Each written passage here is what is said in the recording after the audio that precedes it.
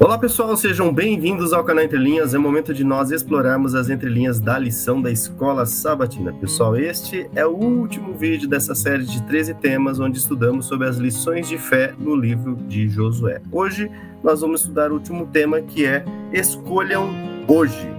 Vai ser feita aquela proposta para que cada um possa fazer a sua escolha. Não é amanhã, não é ontem, cada escolha do cristão é hoje, né? É o agora. Nós temos hoje, graças a Deus, aqui o quarteto completo. Temos aqui o Ricardo, alô, Ricardo, também o Marcos André e o Alexandre aqui completando conosco.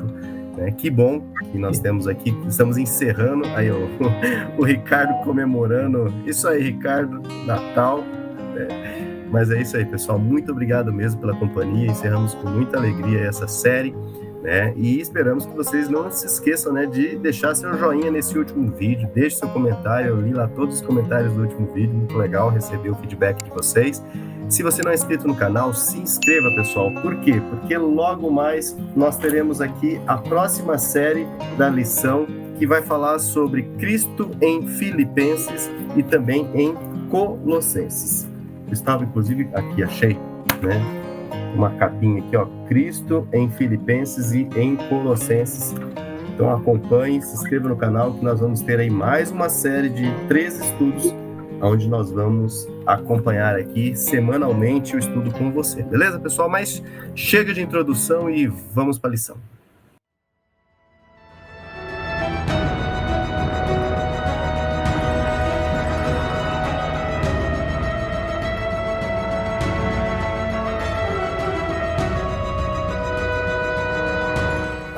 Bom, pessoal, neste último vídeo dessa série, gostaria muito de agradecer aqueles que deixaram um alôzinho aqui, ó. Regiane Alves, olá, boa tarde, irmãos. O Genésio Mioto também, Genésio? Todos os vídeos conosco, valeu, irmão. Esmeralda Viana, minha sogra, que vai aguentar a gente no final de ano agora. Canal Lições Fortes da Bíblia, que acho que é a Carmen ou Gerson, se eu não me engano. Olá, boa tarde, meus amigos e queridos irmãos. A Célia Antônio Coelho, feliz sábado, quarteto abençoado. Aprendi bastante com vocês e pude compartilhar na Escola Sabatina. Deus abençoe. Isso aí, Célia, que bom ter esse seu comentário. É isso aí, Nesse bate-papo a gente aprende, a gente transmite conhecimento e também aprende outras coisas com os outros comentários. Nilza Amaral, feliz e abençoado sábado. Pedro Virgínio, boa tarde, vamos em frente. A Célia também deixa aqui o CCC, faz tempo que eu não faço, compartilhado, comentado e também curtido o vídeo, deixa o CCC. A Leda Maria Rigoni, um bom final de sábado, meninos do Entre Linhas, uma semana abençoada. A Renata Cristiane, a Flávia Gariani, minha esposa, deixou os coraçãozinhos, ela disse que não consegue escrever no celular dela. Natalice Santos Araújo, olá meninos, graça e paz, vamos estudar, boa semana a todos.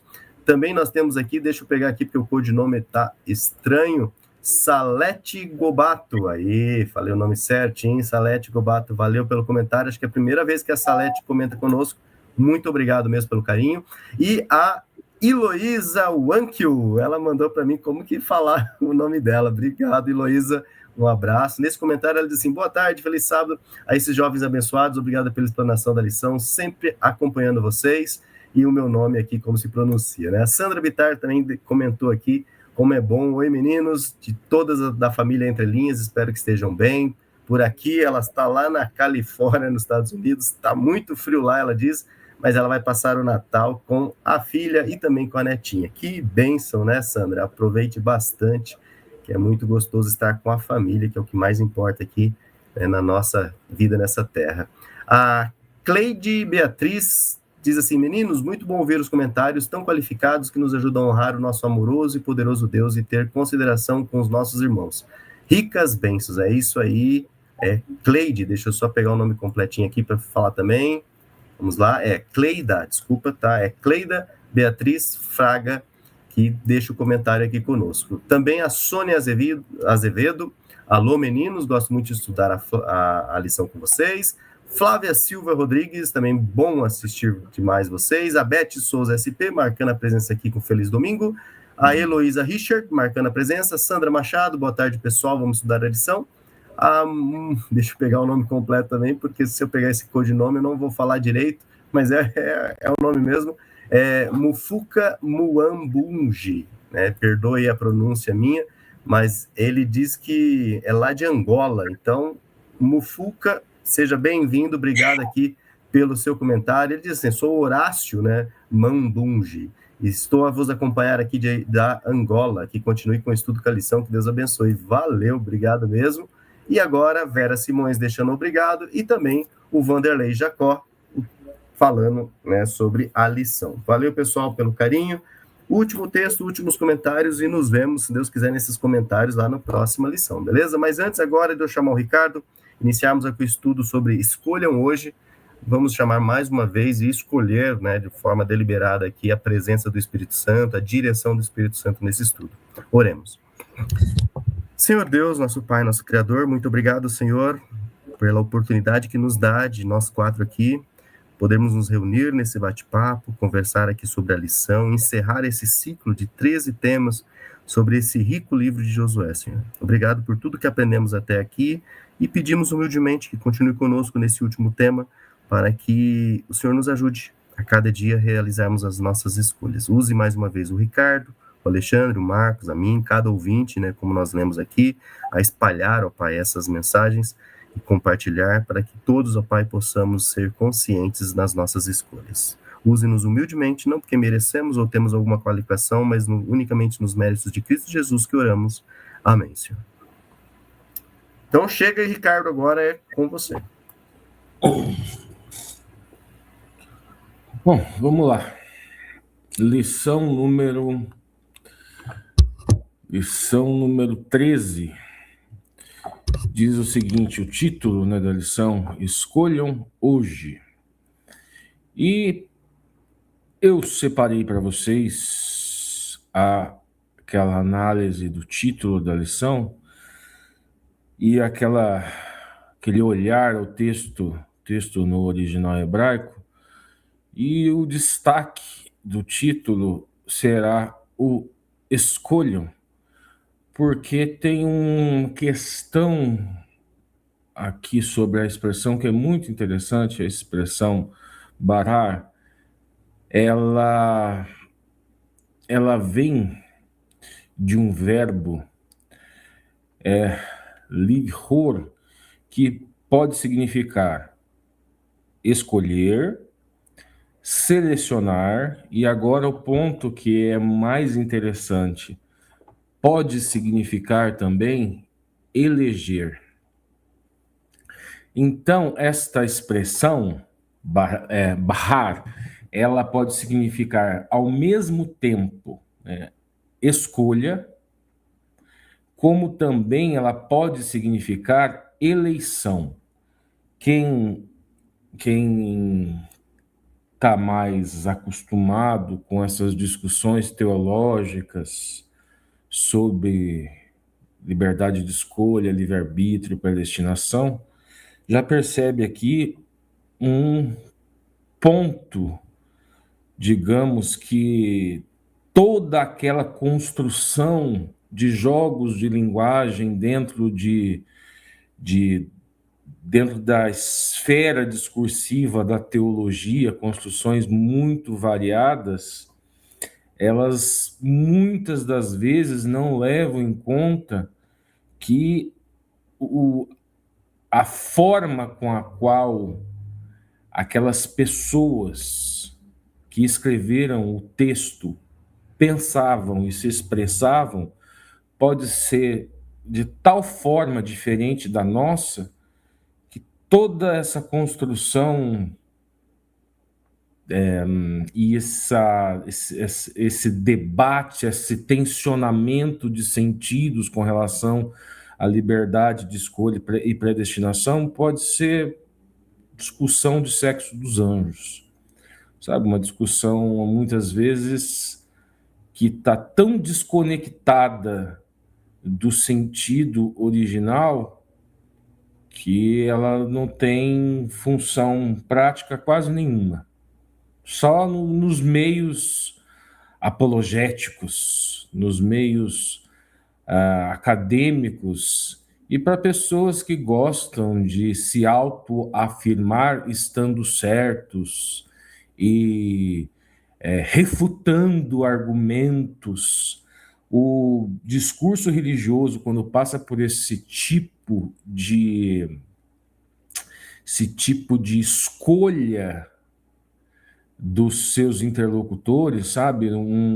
Ele pende para sentimentos que são pouco cristãos, sabe? As pessoas estão muito mais interessadas em vencer debates do que propriamente de descobrir verdades, né? Essa expressão nós encontramos, por exemplo, Deuteronômio 7,6, quando fala que o Eterno, e lá em Deuteronômio, lá no Devarim, utiliza o tetragrama sagrado, o Yud-He, Vav-He, quando o Eterno, ele escolheu Israel, ou, em algumas traduções, o Eterno elegeu Israel. Aí se cria toda uma construção teológica em cima dessa eleição, volumes e volumes, e textos, com jogos de linguagem completamente diferentes do texto original, ao invés de se buscar entender a intencionalidade do autor, aquela época, aquele momento, mesmo sabendo que isso pode ser refratado e pode ter um excedente de sentido projetado para o futuro, mesmo sabendo disso, é muito complicado criar tomos e tomos e tomos de textos, capítulos e capítulos e capítulos de textos discutindo apenas uma única palavra, ou um número bem restrito e ilimitado de palavras, construindo novos jogos de linguagem baseado numa forma de pensar bem diferente do original.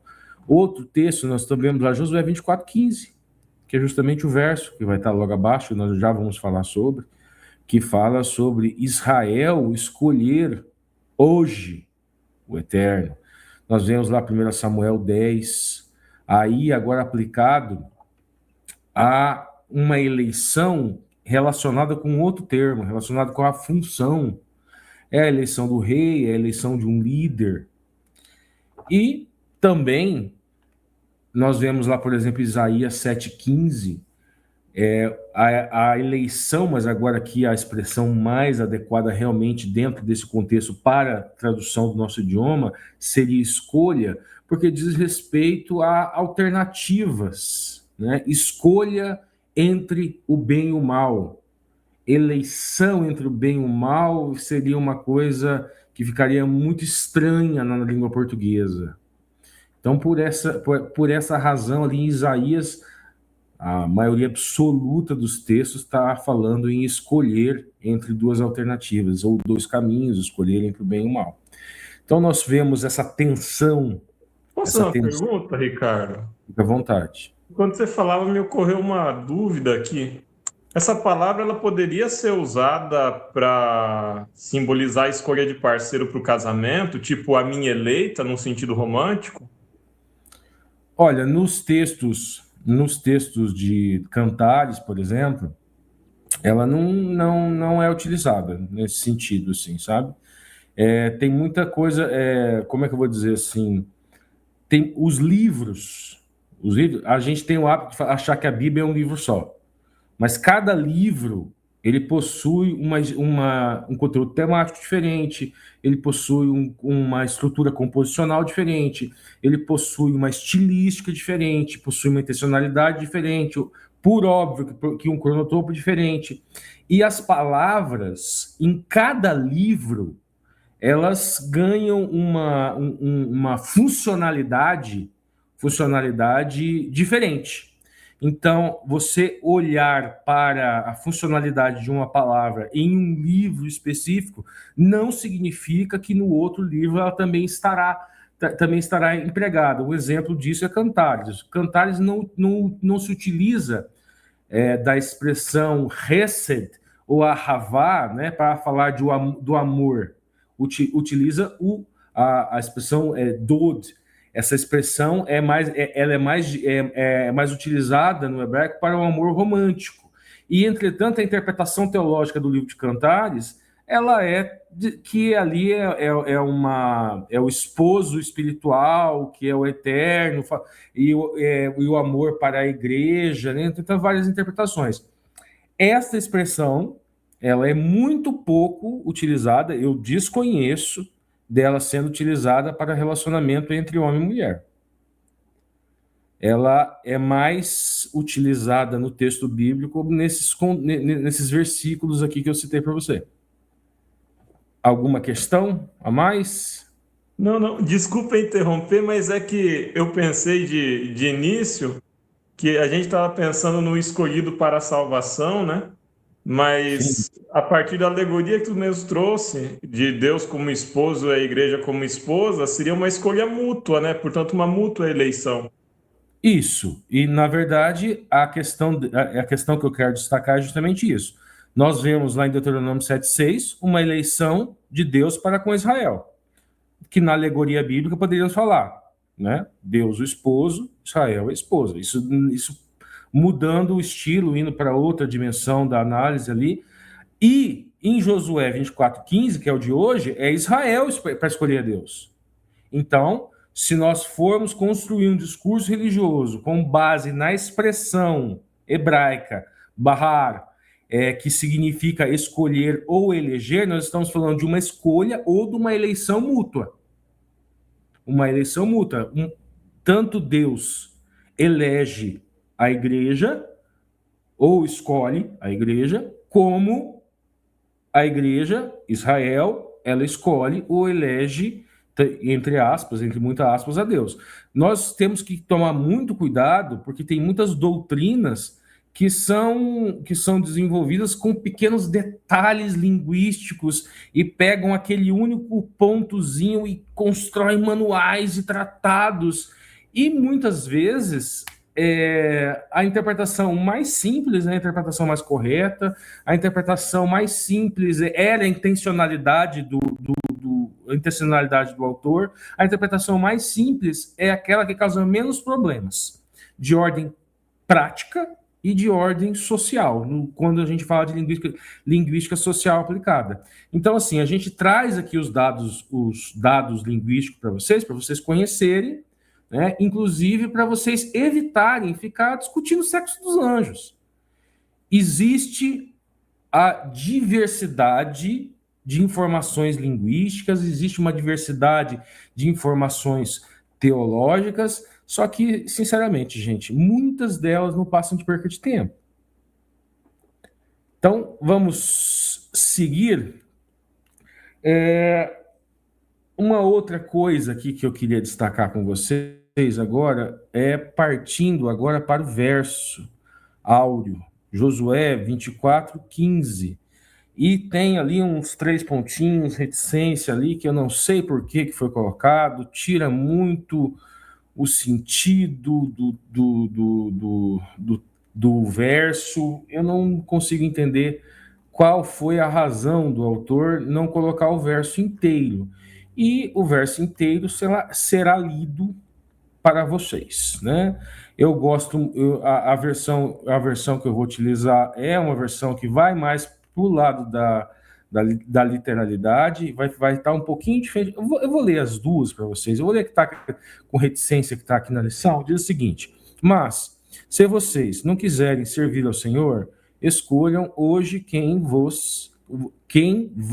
servir, quem vocês vão servir. Vocês foi eu que coloquei aqui. Eu e a minha casa serviremos ao Senhor. Agora, a versão completa diz o seguinte, e mais literal, né? Porém, se vos parece mal servir... Não, essa interpretação ela não está literal. Essa interpretação... Espera um pouquinho, deixa eu achar aqui. Aqui. Porém, se vos parece mal aos vossos olhos, isso, essa aqui é a interpretação mais literal. Se vos parece mal aos vossos olhos servir ao Senhor, escolhei hoje a quem servais. Se aos deuses a quem serviram vossos pais, que estavam além do rio, ou aos deuses dos amorreus, em cuja terra habitais. Porém, eu e minha casa serviremos ao Senhor. Aqui aquela expressão que eu já disse para vocês é uma expressão típica da minha base teórica e metodológica de linguística social aplicada ao dialogismo, ou expressão cronotopo.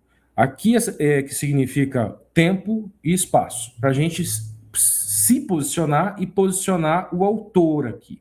Então, tem vários elementos aqui de passado, presente e futuro.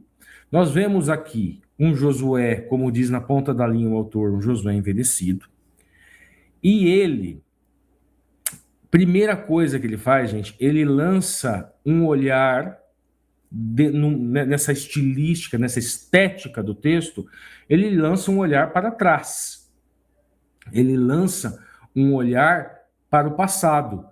Se aos deuses a quem serviram vossos pais. Então, aqui no texto existe uma estética de apelo para uma memória coletiva daquele povo, que estavam além do rio, além do rio, além do Rio Jordão, além do Mar de Juncos. Então, também ainda tem uma questão geográfica, um olhar para o passado, algo que aconteceu em um determinado lugar. O além do rio, ele remete a um ato específico que tem características simbólicas que trazem um afeto para esse povo. Assim, são atos heróicos que estão na memória coletiva desse povo.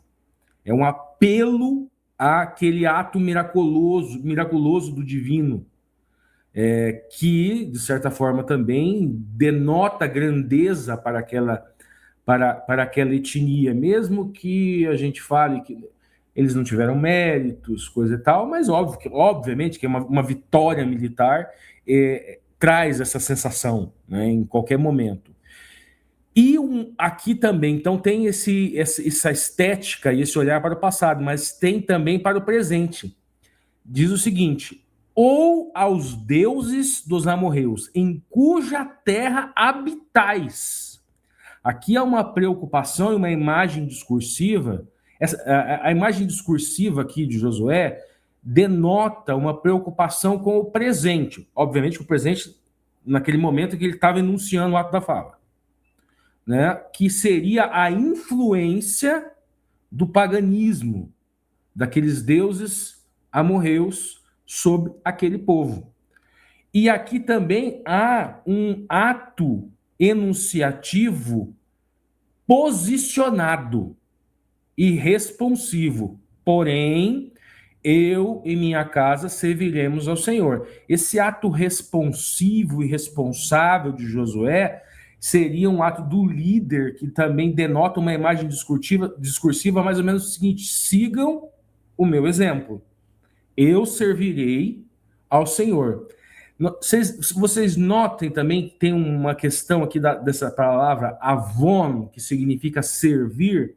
E como nós falamos de escolha, vocês perceberam que, ao mesmo tempo que nós estamos falando de uma eleição, de uma escolha, tanto o divino que elege ou escolhe, como o humano que elege ou escolhe, só que sob esse ponto da palavra servidão não há escolha. A escolha, na verdade, é com relação a quem você irá servir. Irá servir aquele Senhor que livrou seu povo. Então, daí ele vai dizendo características para aquele apelo afetivo, aquela memória coletiva afetiva. Ou servirão aos deuses dos amorreus. Então, sob o ponto de vista da servidão, do avon, do avod, não há escolha. Vocês percebam isso. Agora, seguindo na ponta da linha, capítulo final de Josué se dá no contexto de uma cerimônia de renovação da aliança. Ok, está correto. Mas, dessa vez, conduzida por um líder idoso, como eu falei já agora há pouco, isso está na ponta da linha. Embora não seja uma aliança propriamente dita, mas relato de uma cerimônia de renovação da aliança, também, ok, não há muito que se questionar nisso. O capítulo possui os elementos dos tratados do suzerano do Antigo Oriente Próximo. Não é que não é bem assim, gente. É que, na verdade, aqui há uma tomada de posição, e há uma tomada de posição, inclusive, sob o ponto de vista histórico, né? O autor aqui da lição, ele está fazendo uma escolha. Ele está fazendo uma escolha interpretativa, uma escolha, digamos, poderíamos dizer também uma escolha historiográfica e, de certa forma, uma escolha teológica. Por quê? Por quê? Vamos lá, mais ou menos aqui. Ele está querendo dizer que os tratados dos hititas e dos assírios, eles costumavam ter um preâmbulo, ele costumava ter uma estrutura composicional, né? Esses tratados entre o suzerano e o vassalo, entre o senhor e o servo, que seria mais ou menos assim: preâmbulo, a identificação ali do suzerano; prólogo histórico, os atos benevolentes desse suzerano, no caso aqui seria o eterno, né? Estipulações gerais específicas, os deveres do vassalo; depois teria um depósito do tratado, que seria o registro escrito, leitura pública, periódica; aí teria testemunhas, divindades, objetos sagrados, elementos de natureza, bênçãos e maldições, que seriam consequências de obediência ou violar o pacto; e teríamos ali um rito de ratificação, seria ali uma cerimônia pública. Algumas correspondências que nós poderíamos, se nós fôssemos seguir essa linha interpretativa, né, teria lá o verso 1 e 2, que talvez teria ali o preâmbulo, né? Josué reúne todo o povo, todas as autoridades, tem aquela assembleia, e tem aquele texto: assim diz o Senhor, Deus de Israel. Isso talvez, em algumas interpretações, isso seria o preâmbulo, parecido com o hitita, assim, com os hititas: assim diz o grande rei, por exemplo. Aí no verso 2, ali até o verso 13, né, teria talvez ali um prólogo histórico com um paralelismo jurídico, né, porque tem uma recapitulação da escolha de Abraão, uma recapitulação do Êxodo, tem ali uma questão militar, conquista da terra. Depois, 14 a 24, teria talvez ali algumas estipulações gerais: tomei ao Senhor e serviu com integridade e fidelidade, no verso 14. Algumas estipulações específicas: rejeitai os outros deuses, servi exclusivamente o Eterno, no verso 15, 18, 21 e 24. Forçando também um pouquinho a barra, lá no verso 22 e 27, ali teríamos ali testemunhas, né, no Josué 24. O próprio povo talvez seria testemunha, no verso 22. Uma pedra, ela é estabelecida, talvez como testemunha, ali no 27, também forçando um pouquinho a barra. Aí a documentação e depósito, talvez aí no 26, talvez no versículo 26 ali, que tem aí bênçãos e maldições, talvez no verso 24 e no verso 28, que teria uma noção de corpo jurídico ali. Mas essa interpretação, gente, ela não é uma interpretação unânime, tá? Existem 3 interpretações possíveis. Existe uma primeira, que é minoritária, que fala que de fato houve uma cópia, né, que houve uma cópia dos textos hititas e assírios, mas repito, essa é minoritária. Aí existe uma outra interpretação que diz que na verdade isso não tem nenhuma relação com os textos hititas e assírios, que na verdade o capítulo ele é totalmente litúrgico. Ele não tem essa característica diplomática, assim. Diz que, olhando todos os requisitos, eles não estão preenchidos ali no texto. Esses autores, ele entende que faltam seções fundamentais. Lista deuses testemunha, por exemplo. As maldições, elas não estão propriamente explícitas. Esses autores ainda falam que não há um juramento formal com fórmulas diplomáticas. E o último argumento desses autores é que eles dizem que não há propriamente as cláusulas específicas de tributos e obrigações políticas. Então, existe uma posição intermediária, que é a mais moderna, inclusive, e é a posição mais aceita. E ela diz que o seguinte, que existem ecos, mas não é um modelo.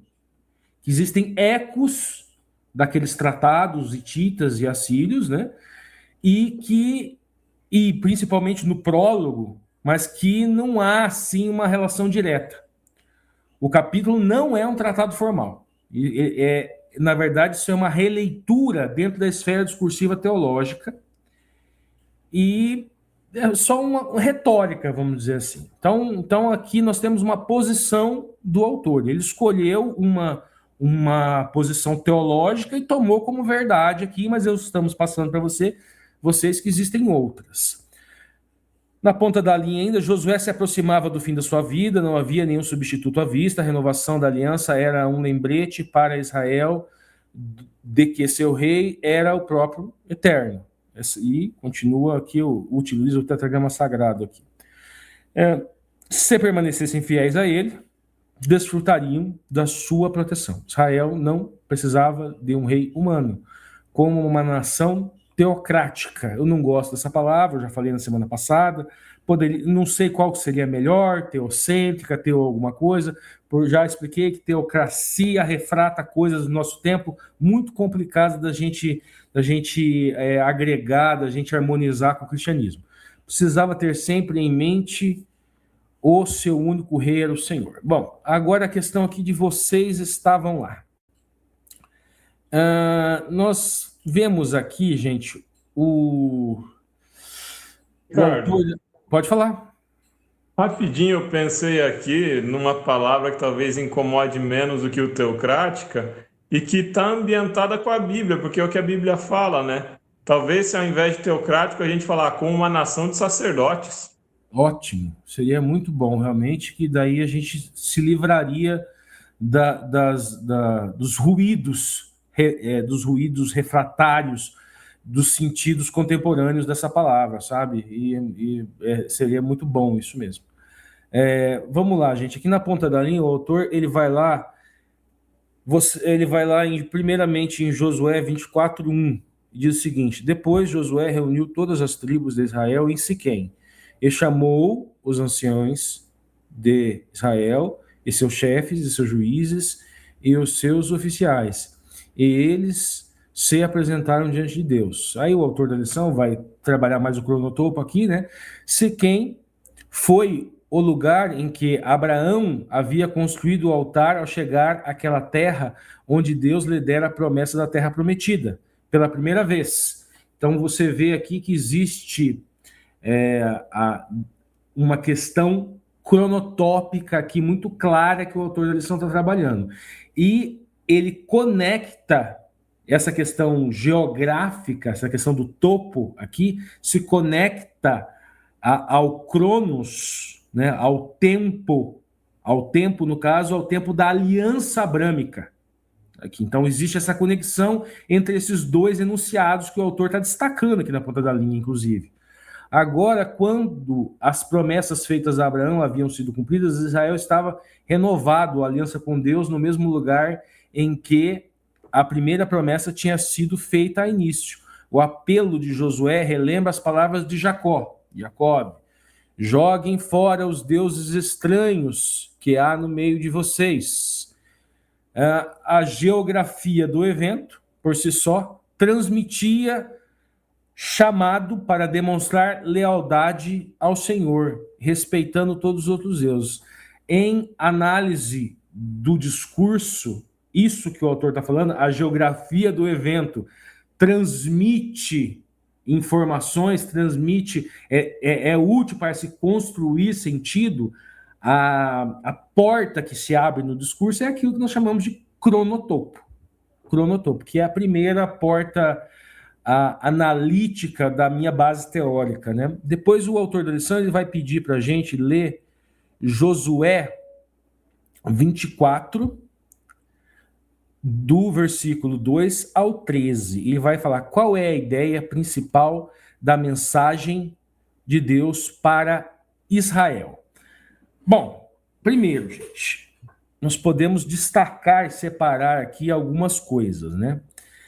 Nós já falamos sobre aquela reconstrução, né? Se nós entendemos também da inspiração divina, nós podemos dizer não só da inspiração divina, mas da atuação do Deus sobre a história, né? Deus reconstrói a história de Israel para mostrar que ele é um verdadeiro, que ele é verdadeiro e soberano, que toda aquela existência do povo depende dele, isso o autor vai trazer na ponta da linha, inclusive, e que a única resposta coerente para aquela pergunta de Josué seria uma lealdade exclusiva. Nós podemos dizer que Josué, se nós vamos entender que ele, como autor aqui, né, que ele é que constrói essa estrutura composicional do texto, vamos dizer assim. No texto, analisando a estrutura composicional, que seria o primeiro elemento do gênero discursivo, nós vemos um Deus que fala em primeira pessoa, tá lá do 2 ao 13. Ele se colocando em primeira pessoa, ele quer refletir, o autor, no caso, seja Josué, seja o próprio Eterno, ou seja, numa análise linguística, o autor-criador, que é uma função estética do texto, a questão do autor-criador, ele cria uma imagem discursiva de uma autoridade máxima dentro desse discurso. Tem uma noção de autodefinição de Deus aqui como sujeito agente da história. Ao mesmo tempo em que ele assume uma posição de sujeito dentro da história, mas ele é o agente que movimenta, que faz a história se movimentar. E existe também uma impossibilidade de contestação. Então essas são as 3 imagens discursivas que são refletidas a partir dessa escolha estética. Essa escolha estética do Senhor falando na primeira pessoa.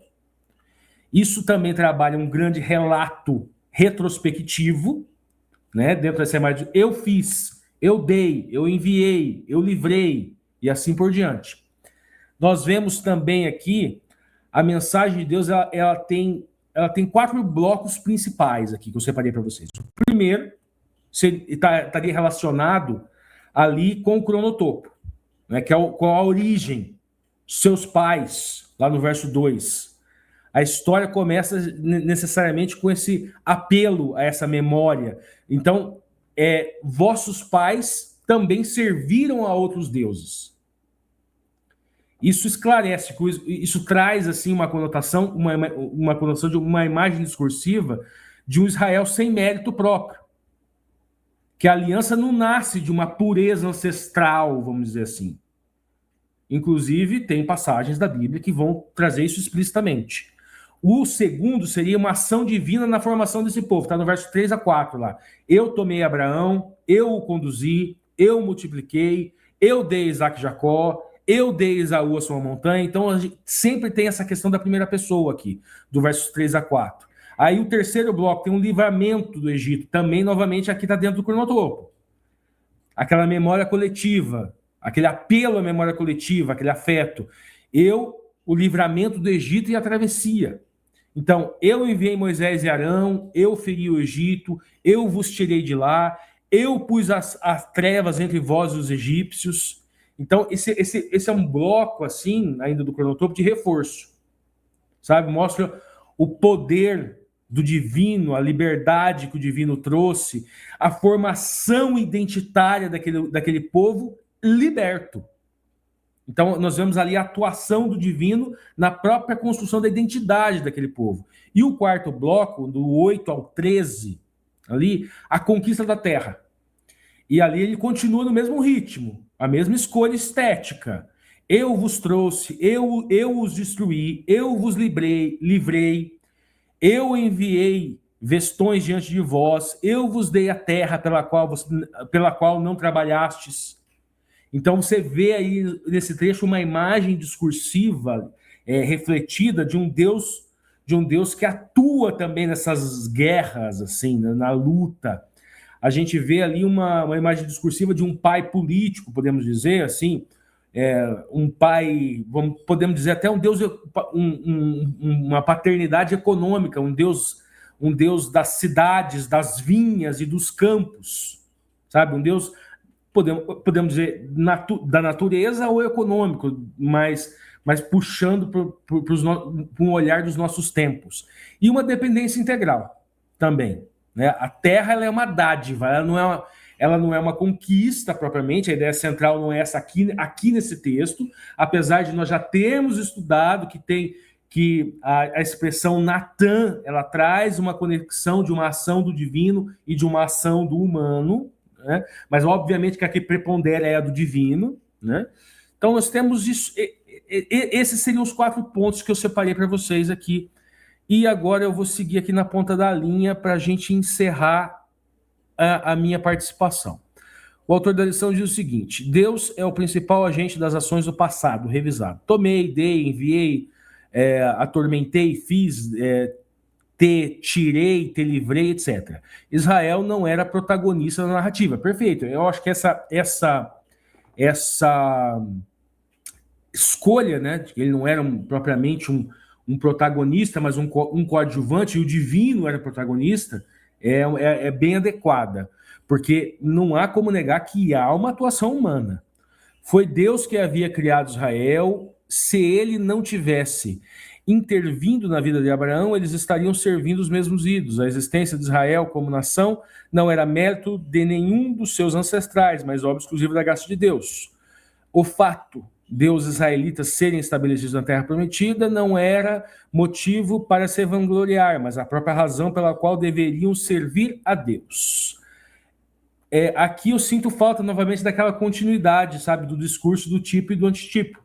Porque aqui nós temos que trazer sempre que toda essa ação do divino, que é um apelo a uma memória coletiva deste povo, naquele cronotopo específico, no nosso cronotopo, quando nós olhamos para trás, a nossa memória coletiva é o Cristo. E um trabalhar estético aqui nesse texto, com a noção de tipo, antitipo, e trazendo para os nossos tempos, para aquilo que o autor da lição, há 3 semanas atrás, falou de uma dimensão eclesiástica da igreja e uma dimensão escatológica, ela daria muito mais riqueza ao texto e criaria uma identidade nossa com esse texto. Uma identidade muito maior nossa, porque a nossa memória afetiva é para o Cristo. A memória afetiva, talvez, do judeu étnico, talvez ele lendo esse texto, ele tenha uma memória coletiva afetiva maior, mas para nós isso aqui só vai fazer sentido se nós buscarmos aquela relação de tipo antitipo e aquela memória coletiva e afetiva do Cristo e da Nova Jerusalém e da Terra Santa, e depois do milênio, segunda vinda de Cristo. O discurso do Senhor contém uma mudança que ocorre 5 vezes, é que o autor vai dizendo aqui. Vocês, eles, no caso, os antepassados, isso aqui eu já expliquei, isso aqui é justamente aquela relação cronotópica, o olhar para a memória do passado, dos antepassados, que seria o que o autor coloca entre aspas, eles, o olhar para o presente, no caso, vocês, né? Porque aqui o Josué está falando para aquelas pessoas, naquele momento histórico. Os ancestrais e a geração de Siquém foram tratados como um só. Bom, isso daqui é verdade, gente. Essa questão aqui do tratado como um só, que é falado no texto, é uma escolha, digamos, estética, que ela, como eu vou dizer, ela guarda, ela reflete, melhor dizendo, vamos dizer assim, ela reflete algumas imagens discursivas. Primeira, existe ali uma imagem discursiva de uma presencialidade representacional. Eles se viam como representantes unos. Talvez ali se a gente, talvez utilizando um termo dos dias de hoje, né, aquela questão do corporativismo, uma solidariedade corporativista, podemos dizer. Essa questão, a expressão utilizada em hebraico aqui é kulhen, todos vocês. É escolhido um tipo de efeito discursivo aqui que se chama presentificação do passado. É como se uma imagem discursiva de presentificação do passado, como se eles estivessem lá. Óbvio que é uma alegoria. ela tem uma funcionalidade aqui, essa presentificação do passado. É você transformar o passado em algo presente. Você pega você busca lá naquela memória coletiva que você construiu um evento do passado. E a intenção estética é que passe a sensação para quem está ouvindo que aquilo está acontecendo no presente. É mais ou menos isso. E qual é a finalidade estética de fazer isso, de construir essa imagem discursiva? É uma internalização identitária. Vocês são aquele povo, não são outro. Aquele povo. Então, por isso que houve essa escolha estética. E aqui eu repito novamente, aquela questão do tipo antitipo faz falta. Porque para a gente ter essa internalização identitária, nós precisamos do Cristo. Nós precisamos dessa memória coletiva do Cristo. Porque a nossa internalização identitária é o Messias. É o Messias que já veio. Essa escolha de estilo é aquilo que muitos de vocês já estudaram em outras tantas lições, a questão da unidade coletiva de Israel como um corpo.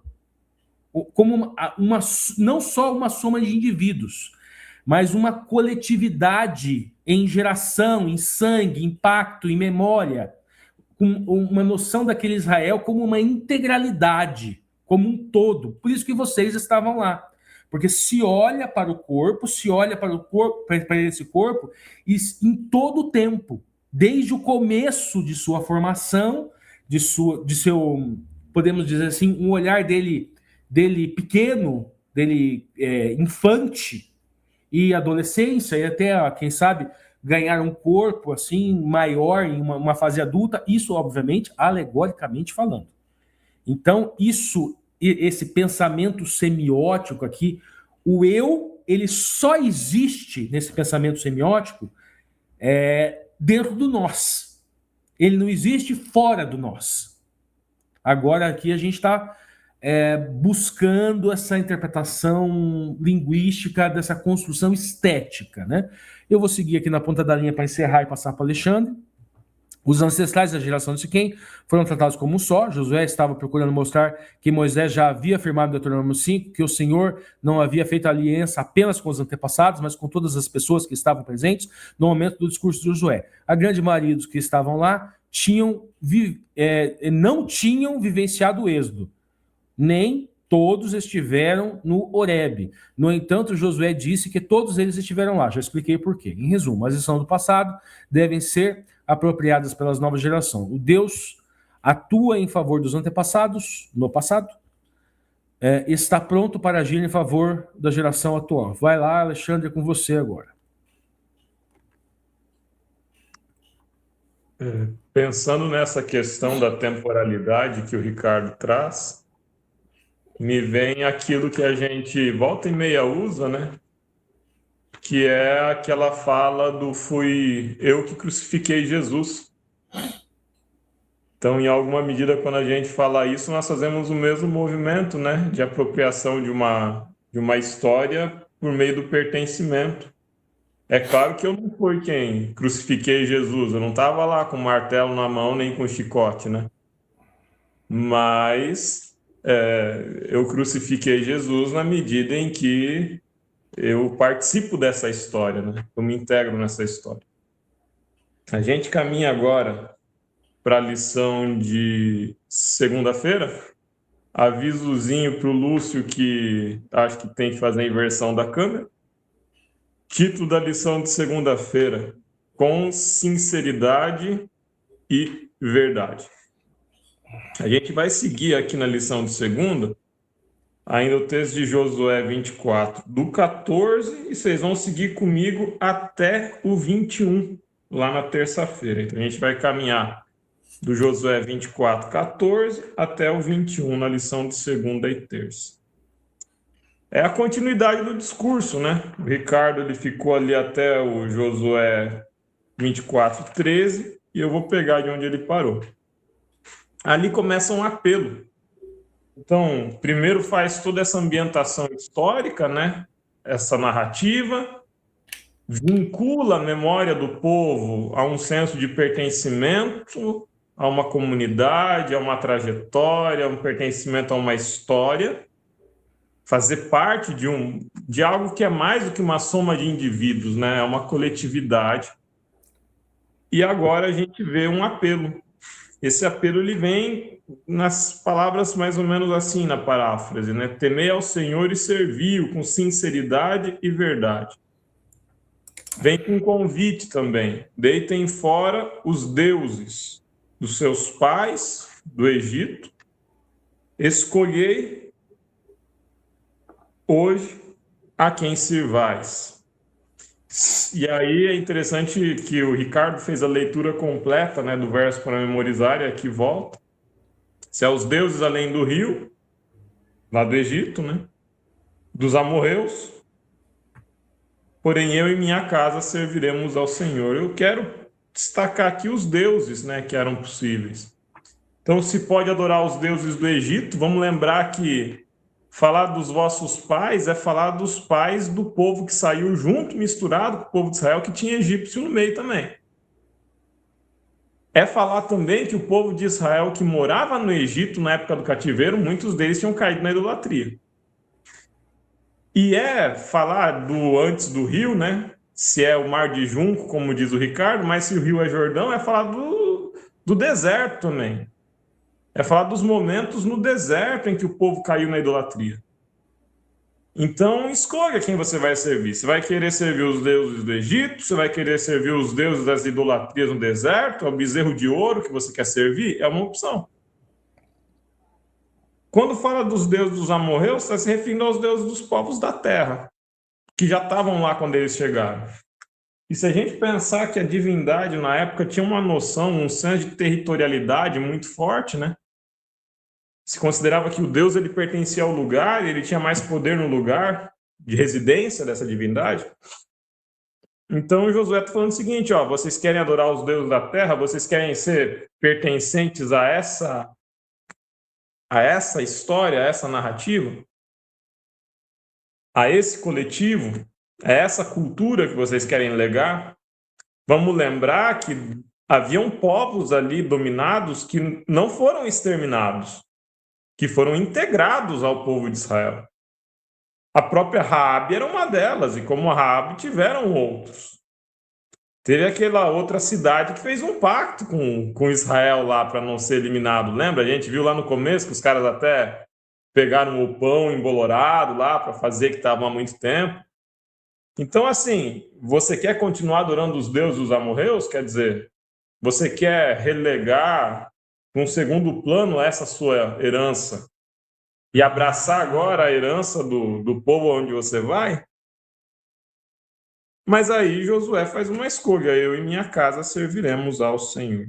O texto da lição fala que o apelo de Josué era duplo e apontava principalmente para o reconhecimento da grandeza de Deus e para o temor, para o senso de temor.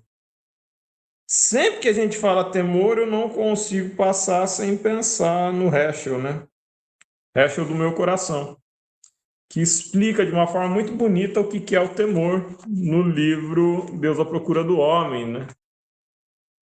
God in Search of Man. O Heschel ele vai dizer o seguinte, o temor ele é o princípio da sabedoria. O temor do Senhor é o princípio da sabedoria, fazendo referência ao texto sagrado. E ele fala de um processo para a construção dessa sabedoria e desse temor. O temor ele não vem de graça. O temor é resultado de um movimento anterior que se chama maravilhamento.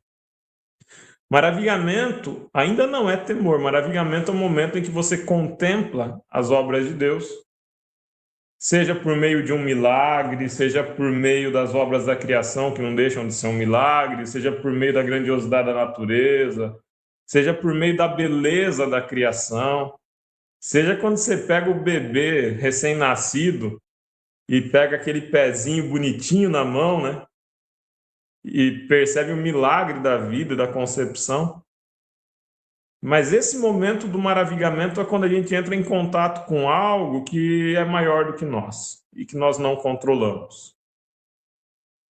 Só que se a gente fica só no maravilhamento, gente, o ateu pode maravilhar-se também.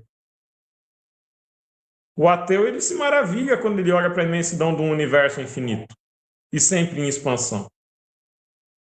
O ateu se maravilha quando ele olha para a dimensão da evolução das espécies.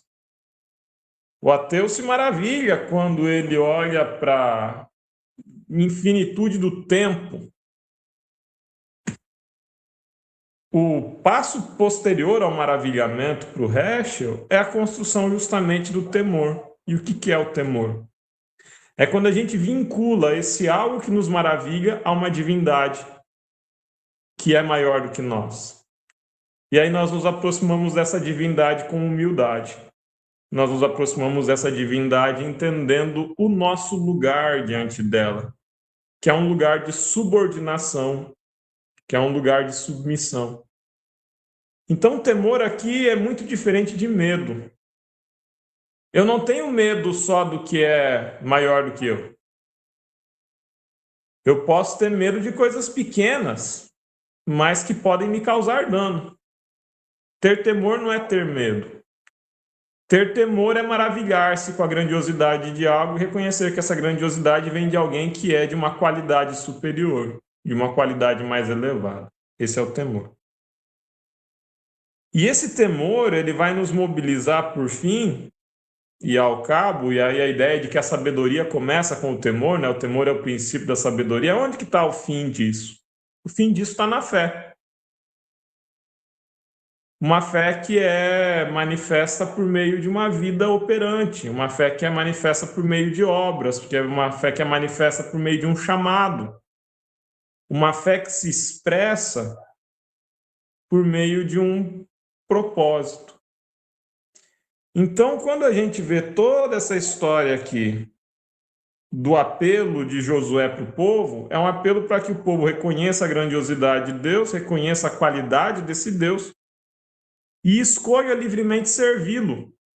E esse serviço envolve fé, envolve um ministério, envolve um propósito, envolve um chamado. E aí a gente chega na lição de terça. Na lição de terça, dá a impressão que Josué está desfazendo o que ele fez na lição de segunda. É engraçado. Porque na lição de segunda ele fala assim, ó, escolha isso, escolha isso, escolha isso. Eu e minha família vamos escolher isso. Se vocês quiserem, vocês podem escolher aquilo e aquilo outro. Aí, quando chega na lição de terça-feira, ele fala assim para o povo, ó, vocês não vão poder servir a Deus, porque Deus é santo. Porque o povo fala assim, ó, a gente escolhe a Deus, a gente reconhece que é dele que vem as boas dádivas, a gente reconhece que é de Deus que vem todas essas coisas boas, então a gente quer servir a Deus. O povo responde ao apelo de Josué. Só que aí Josué faz um disclaimer, sabe? Sabe quando tem aquela propaganda e aí no final vem o Ministério da Saúde diverte. Essa medicação pode causar em letras bem pequenas e bem rapidinhas assim no final. Só que o Josué não usa as letras pequenas e nem fala elas de forma rapidinha, né? Ele fala de forma bem clara e bem audível. Ó, vocês não podem servir a Deus, porque Deus é santo. Deus é santo. Será que Josué queria que o povo desistisse de servir a Deus? A ideia do autor da lição e a minha também é de que não. É de que não. Mas é que Josué, ele queria que o povo soubesse exatamente o acordo que estava fazendo. Vamos lembrar de um outro momento em que o povo já tinha dito: tudo que o Senhor falou, nós faremos. Tudo que o Senhor falou, nós faremos. Tudo que o Senhor falou, nós faremos. E depois estão lá se prostituindo com bezerro de ouro, sabe? E estão lá depois escondendo as barras de prata e as lanças dentro da tenda, lembra? lá do Êxodo. Então, assim, essa decisão não era uma decisão que deveria ser da boca para fora, sabe? Faça um acordo com Deus, entre num acordo com Deus e entre num acordo escolhendo servir a Deus, mas escolhendo de forma consciente, de forma reflexiva, de forma responsável. E aí isso me leva a pensar, e assim, eu não consigo não fazer a comparação com hoje na forma como são feitos, às vezes, os nossos apelos, sabe? Toca uma música emocionada. Levanta, irmão. Levanta. E dali a pouco Deus está me falando que mais alguém tem que levantar. Levanta, irmão. Levanta. Agora vem na frente, irmão. Não, mas tem mais alguém que está sentado. Tem que vir na frente. E toca a música emocionada de volta. E aí, às vezes, tem um irmão que está lá sentado, que não sentiu o toque ou que não quer levantar por algum motivo. Começa a ficar meio constrangido e levanta, até que daqui a pouco levanta. É isso que Josué está fazendo aqui? Vamos parar para pensar um cadinho? Josué não está falando que o povo vai ter vida mansa. Josué não está falando que o caminho é fácil. Josué não está falando aqui que vai todo mundo ficar rico, que nem a teologia da prosperidade faz. Existe uma série de promessas, existe uma série de ideias positivas, existe uma série de dádivas, mas Josué está deixando bem claro para o povo, ó, vocês não conseguem. Vocês precisam da graça, vocês precisam da misericórdia de Deus. O chamado já foi feito, aceitem. Agora, entrem nessa relação com responsabilidade.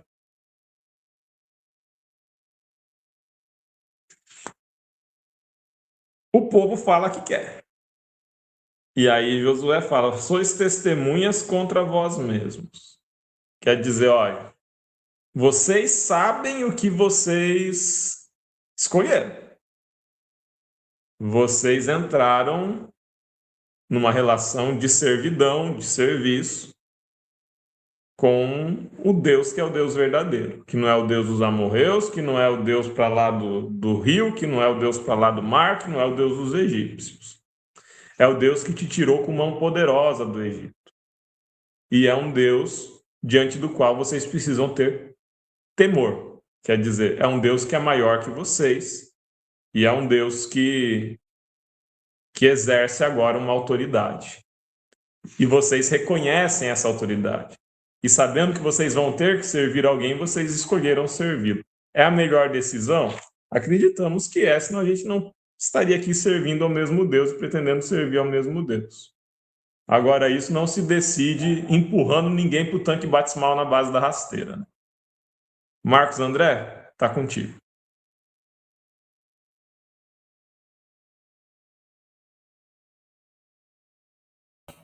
Obrigado, Alexandre, Ricardo, Lúcio. Muito bom. E agora eu fico, quando eu chego na minha parte, eu me sinto confortável, né? Porque a parte teológica já foi bem aplicada pelo Ricardo e pelo Alexandre. Alexandre também faz boas aplicações para a nossa vida espiritual, né?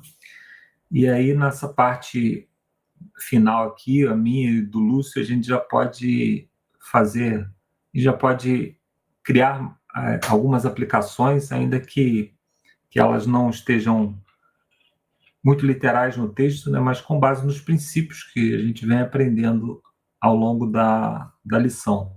E a lição de quarta-feira, ela tem perigos da idolatria. E aí o autor nos pede para ler Josué no capítulo 24, dos versos 22 a 24, pergunta por que Josué precisava repetir esse apelo para que os israelitas se livrassem dos seus ídolos. Lembrando que ele estava repetindo, ele falou a primeira vez, depois repetiu, mas também o mesmo pedido foi feito também por Moisés, quando tirou o povo do Egito, né? Então isso mostra que a ameaça da idolatria, o autor diz aqui, não era uma ameaça teórica, né? não era apenas uma ideia teórica, ou seja, algo que poderia acontecer, mas algo que estava no meio deles. Ele não falou dos deuses do Egito e nem dos deuses da Mesopotâmia, ou seja, nem dos deuses do passado, nem daqueles que eles poderiam ter influência no futuro, mas daqueles que estavam no meio deles, né? O autor coloca até aqui entre aspas, né, para mostrar que é uma citação. E aí o autor traz aqui uma explicação a partir da língua, né? Ele diz assim: assim Josué pediu ao povo que inclinasse o coração ao Senhor. O termo hebraico usado aqui, natar, significava esticar ou dobrar. Ele descreve um Deus que se inclina e ouve as orações, ou seja, uma ação de Deus em favor do povo. Ele cita aqui alguns textos onde aparece essa mesma palavra. Ele também é uma atitude exigida de Israel mais tarde pelos profetas, em Isaías e também em Jeremias. E essa palavra também é empregada para indicar a apostasia de Salomão, quando o coração se inclinou para os deuses estrangeiros. Não sei se o Ricardo quer falar alguma coisa a respeito dessa palavra, dar uma ampliada aí.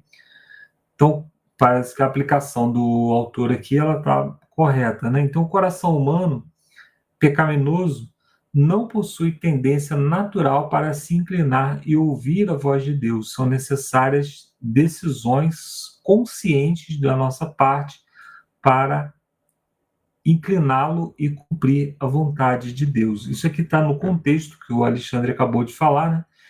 De Josué dizendo: olha, não, vocês não vão conseguir. Vocês estão fazendo uma promessa que vocês não vão conseguir. Então, o Josué aqui, o lado passado, né? Ele está dizendo que o Josué do presente, Jesus, também nos disse que do coração do homem brota todo tipo de impiedade. Então, a nossa tendência natural, né? A tendência para amar a Deus, ela não é uma tendência natural. Existe um perigo muito grande que nós podemos enfrentar, que é o perigo que os ateus costumam enfrentar. Eles leem a Bíblia, né? E especialmente as pessoas adeptas não simplesmente da prática de ser ateu, né? Mas do ateísmo, aquele ateísmo militante. O que eles dizem? Eles leem a Bíblia e não encontram um Deus que satisfaça as suas necessidades. Então eles falam: eu não quero crer num Deus que mata crianças, por exemplo, que entra numa cidade e manda matar crianças. Eu não quero crer num Deus que milita na guerra. Eu não quero crer num Deus que poda as minhas liberdades, que impõe limites à minha sexualidade. E isso desagrada e eles preferem não crer. Mas nós podemos cair na mesma idolatria, vamos dizer assim. Aí é a tendência contrária, né? Uma tendência é rejeitar e outra tendência é criar um Deus que atenda a minha necessidade. Eu posso fazer como ateu também, né? Eu não creio num Deus que limita os meus desejos, que limita a minha vontade, que limita a minha relação, e por isso eu vou crer num Deus que é excessivamente amoroso, que não me cobra absolutamente nada.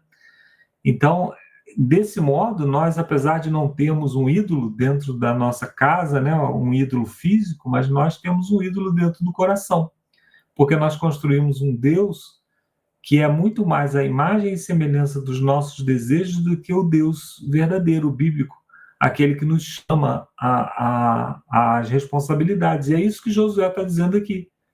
Vocês não vão conseguir, porque não é uma tendência natural do coração humano se inclinar para Deus, se inclinar para as coisas de Deus. E a resposta dos israelitas é literalmente a seguinte: daremos ouvido à sua voz. A expressão destaca o aspecto relacional da obediência, ou seja, de ouvir a voz de Deus, de conversar com ele, né? Então, Israel não deveria simplesmente seguir uma rotina ou regras, ou seja, não bastava você dizer isso eu posso ou não posso, aquilo eu devo ou não devo. Eles precisavam entender os princípios por trás dos sims e dos nãos de Deus para praticar naquilo que os sims e os nãos de Deus não cobririam. Por exemplo, hoje em dia, se nós, como que nós nos portamos diante da sociedade, como que nós nos portamos diante das decisões políticas, como que nós nos portamos na internet. Isso tudo não está como regra na Bíblia, né? Como nós portamos diante da alimentação. Isso não está determinado como regra na Bíblia, mas os princípios são os mesmos. O não matarás, ele envolve as ofensas na internet. Jesus falou lá, se você disser uma palavra ofensiva contra alguém, é como se você já tivesse matado. Então, quando nós vamos com um discurso de ódio para a internet, quando nós vamos com um discurso de ódio nos ambientes, né, de discussão, sejam políticas ou religiosas, religioso pior ainda, né? Se atacar alguém que é de uma outra fé com palavras de ódio, né? Então nós estamos talvez seguindo as regras da nossa igreja lá, né? O guardar o sábado, devolver o dízimo, mas não estamos seguindo os princípios. E é isso que o Josué estava dizendo. Vocês não vão, o coração de vocês não é inclinado para essas coisas. Então vocês precisam de um relacionamento com Deus para que Deus vá corrigindo a sua trajetória ao longo da história, para que Deus vá adaptando os princípios às novas realidades que vão surgindo. Esse é o chamado que Josué nos faz ao nos advertir ali, né? Advertir aquele povo, e como a Bíblia está na nossa mão hoje, ela nos adverte, dizendo, olha, você não vai conseguir seguir as regras, não vai conseguir servir ao Senhor apenas seguindo as regras. E aí o autor continua, né, dizendo aqui que a aliança trata de um relacionamento vivo com o Senhor, que não pode ser totalmente expresso por meros regulamentos. A religião de Israel nunca teve a intenção de ser legalista. Em vez disso, deveria ser uma relação constante de fé e amor com um Salvador santo e misericordioso. Mesmo após o povo dizer 3 vezes que serviria ao Senhor, o que, como Josué ordenou, envolvia remover os deuses estrangeiros do meio deles, não há relatos de que isso realmente tenha acontecido ao longo de todo o livro. O cumprimento da ordem de Josué ou de Moisés não são mencionados como exemplo de obediência. Então, normalmente, eles falam, né, do cumprimento, como fala, por exemplo, do cumprimento daquilo que Deus fez. Né? Nenhuma das promessas feitas pelo Senhor falhou. Josué 23, verso 14. Então, diz que Deus cumpriu a sua parte na promessa, mas não diz que o povo cumpriu a sua parte, deixando os seus deuses. Esses ídolos, muitas vezes, eram feitos de materiais preciosos e muitos deles representavam até territórios. Era como se fosse uma escritura de um território. E, às vezes, as pessoas se apegavam a eles por questões financeiras, por questões de apego mesmo, que às vezes não tinha muito a ver com a questão da idolatria, mas que tinha a ver com outras questões, como, por exemplo, por que você precisa de uma escritura de uma terra se Deus prometeu aquela terra para você? Então, feria alguns princípios das promessas de Deus, um ídolo que fosse, por exemplo, um ídolo de terra, né? Um ídolo territorial ali. Então, o apelo central do livro de Josué para servir ao Senhor não se destinava apenas à geração de Josué, mas também a cada nova geração do povo de Deus que lesse e ouvisse essas mensagens, que é o que nós estamos fazendo aqui agora, né? Aplicando isso para a nossa vida. Aí o autor pergunta aqui, quantas vezes você prometeu ao Senhor que faria algo, mas não fez? Por que não fez? O que sua resposta lhe diz sobre a graça de Deus? Então, muitas vezes nós prometemos a Deus que não vamos mais, né, cair no mesmo pecado e caímos no mesmo pecado, né? E graças a Deus que Ele nos garante que Ele perdoa e esquece, Porque quando nós voltamos a pedir perdão para Ele, não é como se nós estivéssemos dizendo, Senhor, caí novamente. É como se estivéssemos cometendo o pecado pela primeira vez, né? Então Deus, Ele é misericordioso. Esse relacionamento com Deus que é perdoador, com Deus que é severo, sim, nas suas exigências, mas que é perdoador, é um chamado para vivermos um relacionamento muito próximo com Ele. A nossa tendência natural, né, quando nós estamos em pecado, né, quando nós estamos cometendo algum ato que nós sabemos que estamos errados, é nos afastarmos da igreja ou nos afastarmos do próprio relacionamento com Deus em oração, oramos menos, né, envergonhados talvez, envergonhados dos irmãos, envergonhados até da presença do próprio Deus em oração, lemos menos a Bíblia, né?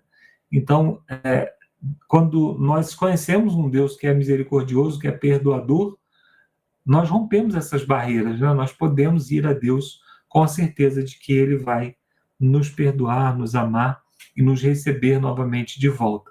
Na parte de quinta-feira, nós temos o título Terminando Bem. Aí fala das últimas palavras do livro de Josué, que elas não foram escritas pelo próprio Josué, mas inspiradas por Deus tanto quanto se fossem, né? E pergunta de que forma as palavras não se referem apenas ao passado, ou seja, a vida de Josué, mas também ao futuro, né? Então, ao descrever o enterro de Josué e de Eleazar, que é o que encerra o livro de Josué, e também dos ossos de José que foram tirados lá do Egito, né? Como uma promessa Josué fez que o povo prometesse, o autor apresenta um contraste entre a vida fora da terra prometida, ou seja, uma vida nômade, né? Eles não tinham terra, eles não tinham um local fixo, eles precisavam se deslocar, e agora, dentro da terra prometida, não havia mais necessidade de ficar vagando. Os restos mortais dos líderes não precisavam mais ser carregados. Então, os patriarcas, eles sepultaram, né, lá na capela que Abraão comprou, ou melhor, na caverna de Macpela, né, que Abraão comprou, e enquanto que os ossos de José foram sepultados muitos anos após, 400 anos após a sua morte, em Siquém, no campo de Jacó, comprado dos filhos de Amon, né? Então, agora a nação entrava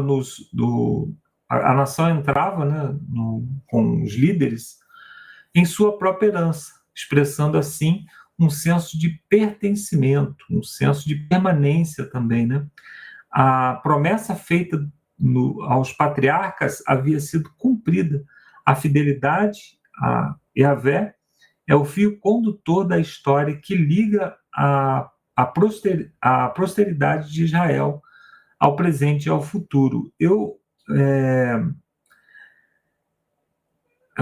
li a prosperidade, isso mesmo, a prosperidade de Deus, a fidelidade de Deus é quem garantia o cumprimento disso, né? Os últimos parágrafos do livro ligam a narrativa da história maior do passado, da história do passado, e abre caminho para um futuro. Então, o autor termina aqui dizendo que, de fato, a igreja ela está sempre migrando de geração, né? Uma geração ela está sempre em extinção e uma nova geração está assumindo. Então, esse é um grande capítulo da história de Israel que estava chegando ao fim, mas começava novos desafios, né? O deserto ele trouxe seus desafios e agora a Terra Prometida ela traz desafios diferentes. Os desafios que viriam, né, decidiriam que as perguntas que o autor faz aqui: Israel seria fiel? Será que conseguiria continuar a tarefa inacabada de possuir a Terra Prometida? Continuaria a se apegar a Yahvé e não se envolver com a adoração de ídolos? Sob o comando de Josué, aquela geração permaneceu fiel ao Senhor. Mas será que isso permaneceria para o futuro?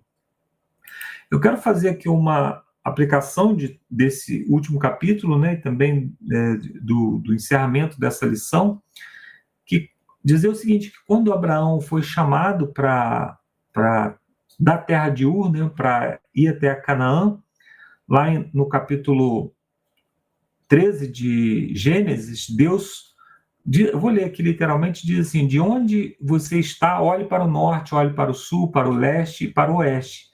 Toda a terra que você está vendo, darei a você e a sua descendência para sempre.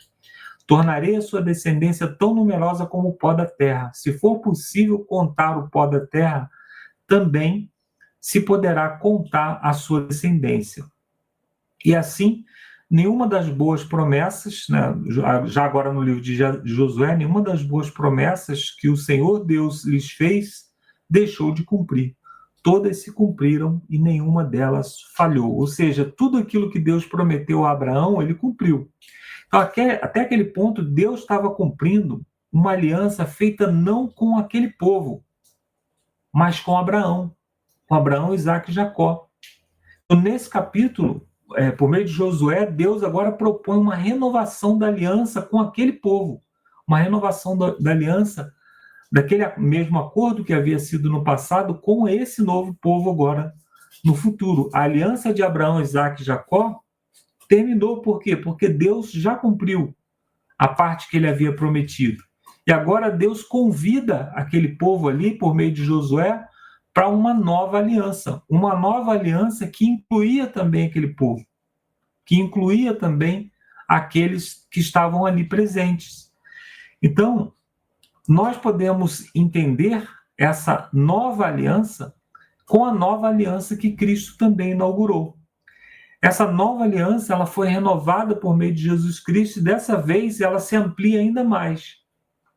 Mais uma vez a aliança foi ampliada. A aliança que foi feita lá através de Josué com o povo de Israel, com todo o povo, agora se aplica ao Israel espiritual, ou seja, nos inclui a mim e você, que não fazemos parte diretamente daquela aliança como nação, porque nós não estávamos presentes lá e talvez nenhum antepassado nosso estava presente lá. Mas hoje nós podemos também ser incluídos, porque a aliança com Jesus é exatamente isso. Ela não exclui nenhum povo, mas inclui os gentios, dos quais nós fazemos parte. Então, esse chamado que é feito através de Jesus é o mesmo chamado que foi feito através de Josué. Ou seja, Josué, ele cumpriu parcialmente como tipo, e Jesus hoje cumpre conosco aqui, sendo o antítipo. Então, a resposta que nós podemos dar a esse chamado é o mesmo que eles deram lá em Josué 24, 16 e 18. Longe de nós abandonarmos o Senhor para servir a outros deuses, nós também serviremos ao Senhor, porque Ele é o nosso Deus. Então, a voz de Josué, não mais do Josué lá do passado, mas do Josué verdadeiro, ele também diz: vocês não vão conseguir. E por isso ele nos chama para um relacionamento com ele. Um relacionamento em que a cada dia ele vai caminhar junto conosco, vai nos impulsionar para vivermos os princípios da aliança, e quando nós cairmos, ele vai nos levantar. Que Deus nos abençoe e que possamos hoje renovar mais uma vez essa aliança com o Senhor. Lúcio e os demais colegas aí, fiquem à vontade. Valeu, Marcos. Valeu também ao Alexandre, ao Ricardo. E como o Marcos falou, né? Agora a gente fica com a parte mais aplicada, né? E nas perguntas aqui para consideração, a primeira parte diz assim, ó: discuta o significado da expressão "o Senhor é um Deus santo, um Deus zeloso", aí lido em Josué 24, verso 19. Em que sentido Deus é um Deus zeloso? Em algumas traduções a gente pode encontrar que fala que Deus é um Deus ciumento, né? Um Deus santo, um Deus zeloso. Nesse sentido, irmãos, é importante trazer essa analogia que a gente já falou, inclusive, hoje aqui no vídeo, nessa analogia de que Cristo é o noivo e a igreja é a noiva e é um casamento. Então ele é zeloso no sentido de que ele quer zelar por essa aliança, ele quer zelar por esse relacionamento. Deus não é um Deus, como vou dizer assim, os deuses pagãos, sabe? Que as pessoas ficam tentando amansar os humores desses deuses com sacrifícios e... Não, o nosso Deus, ele em todos os momentos aqui na palavra de Deus, ele se demonstra ser um Deus pessoal, um Deus que busca a nós, né? Tanto é no Éden já acontece essa imagem, né? Quando o próprio Cristo sacrifica um animal para pegar a pele e cobrir a vergonha do ser humano, ou seja, é um Deus que busca o ser humano e que busca estar ligado com ele. Então é isso que ele quer dizer, né? Ou seja, Josué fala, nosso Deus é um Deus zeloso, um Deus que quer zelar por esse relacionamento. Se você não zelar pelo seu casamento, o que acontece com ele?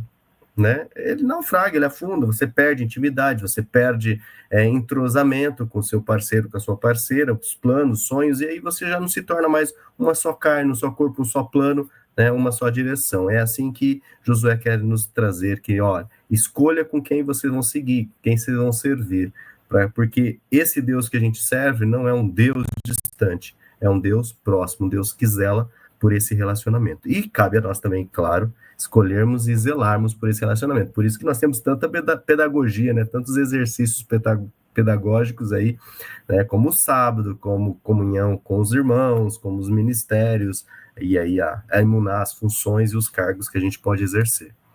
Pergunta 2 diz assim, nosso amor por Deus está ligado à liberdade da escolha que ele concede. Poderíamos amar se não tivéssemos a liberdade? O amor pode ser forçado?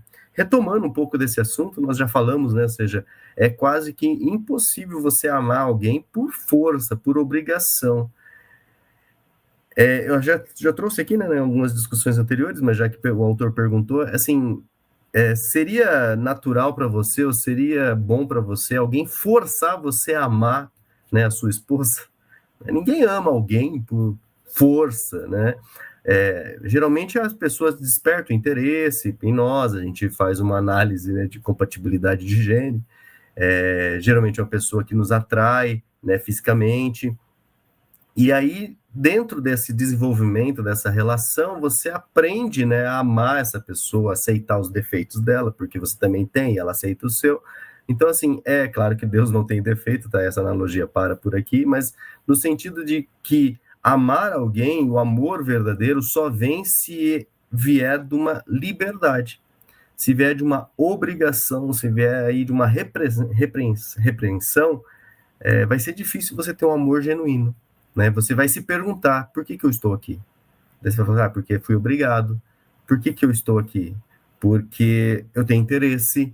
Então, a resposta nunca será porque eu escolhi amar essa pessoa.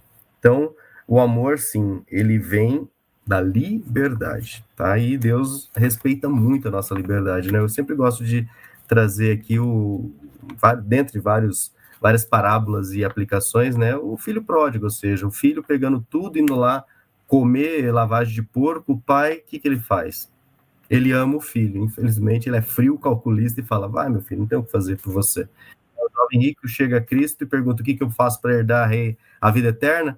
Ele fala assim, aqui ó, a vida eterna está diante de você, segue, né? E ele fala, hoje não, hoje eu tô... E é interessante que Cristo não vai lá e fala, não, você não entendeu, eu vou repetir 3 vezes, eu sou a verdade, eu sou a vida, sou a ressurreição, você tem que me seguir. Jesus não fez isso, Jesus simplesmente, né, respeitou a escolha do jovem rico, e respeita as nossas escolhas, e muitas vezes quando a gente pergunta, olha, onde estava Deus? No mesmo lugar, né, esperando a gente estreitar esse laço e zelar por esse relacionamento com ele.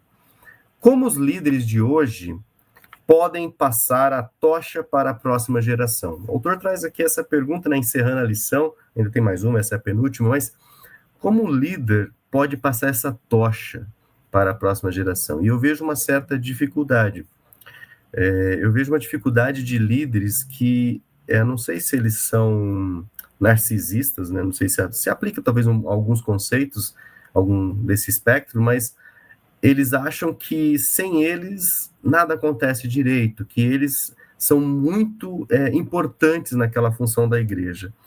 Claro que a gente tem dom, tem talentos, e esses talentos desenvolvidos aí para o Senhor é muito importante, faz com que coisas boas aconteçam dentro da igreja.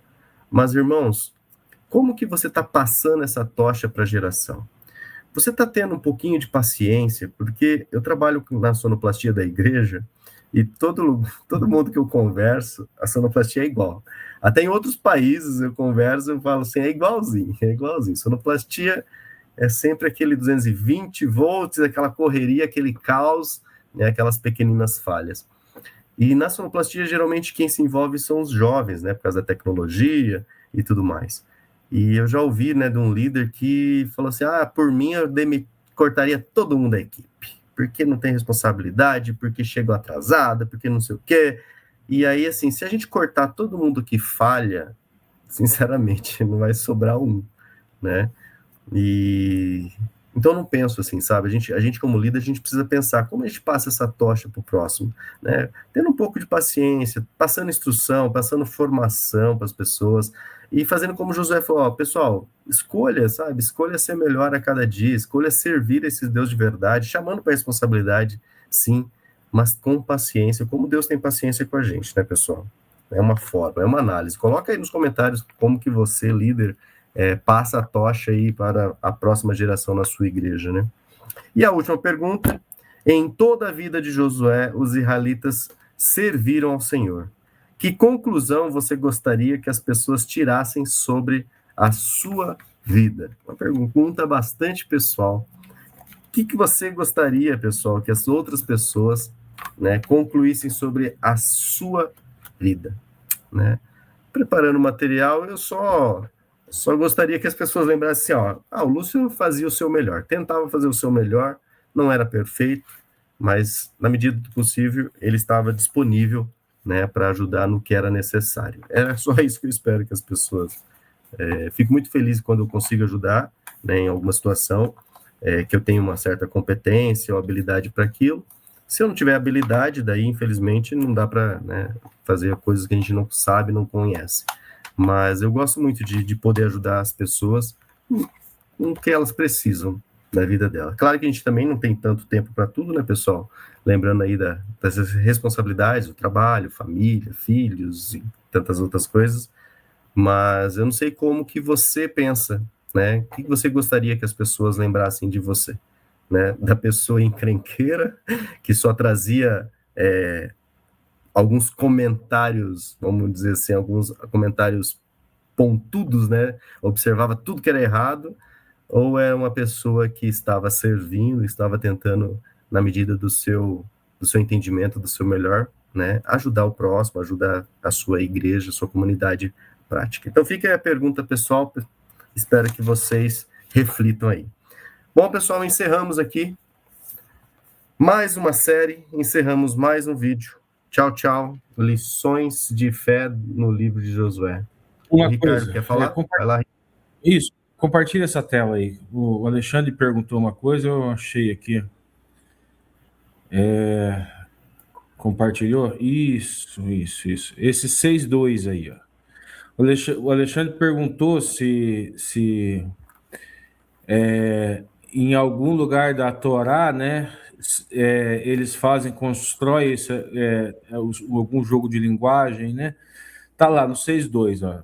Viram os filhos de Deus que as filhas dos homens eram formosas, e tomaram para si de todas as mulheres que escolheram. Essa última palavrinha em hebraico aqui, ó, nós vemos aqui Nashim, que é mulheres, Mikol, de todas, Asher, Baharu, aqui escolheram, sabe? Tá aqui, né? E tomaram, Vaikehu, Lahen, Nashim, Mikol, Asher, Baharu. Essa expressão aqui, escolheram, Baharu, ela tem um elemento sufixal ali que você tira, bababá, daí você encontra a raiz, está lá o Bahor, né? Escolher, eleger, selecionar, preferir ou provar. Tá ali, então, ela não é aplicada em textos que trabalhem com a alegoria do esposo com a esposa, né? Mas ela é encontrada na Torá também com relação a os filhos das trevas lá, os filhos da luz lá que escolheram lá no Bereshit, lá no Gênesis, né? Algumas mulheres lá que eram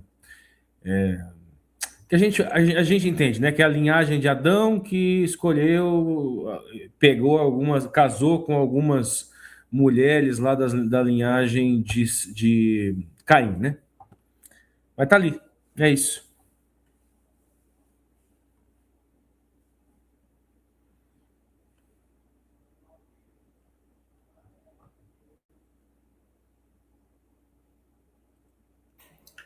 Tá sem som aí, Lúcio?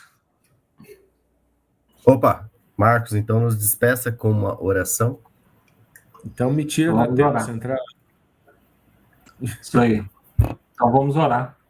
Agradecendo a Deus não só por essa lição, né, mas por esse trimestre. Vamos orar. Santo Por e bom esse Deus. ano também, Marcos. Ah, é. Estamos Por esse Tchau, ano. adeus, ano novo. E Feliz Natal pro pessoal. Aí, Ricardo, isso aí é simbologia.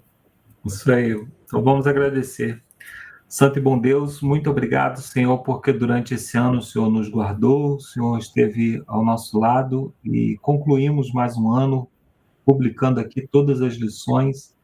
E assim como nós não nos lembramos de tudo que nós comemos durante o ano, também podemos não nos lembrar de tudo que estudamos, mas certamente em algum momento aquilo nos fortaleceu e nos deu vitalidade para que pudéssemos terminar esse ano na Tua presença. Nós te pedimos, Senhor, pela Tua graça, pela Tua misericórdia, que o Senhor continue nos guardando, e assim como foi feito lá com o povo, com Josué, que possamos agora renovar a nossa aliança com o Senhor, e que o Senhor, como o Rei dos Reis, Senhor dos Senhores, possa continuar governando a nossa vida. Te pedimos que o Senhor nos introduza num novo ano, com novas lições, para que possamos continuar crescendo e caminhando passo a passo até aquele dia que encontraremos com o Senhor Jesus para vivermos com Ele por toda a eternidade.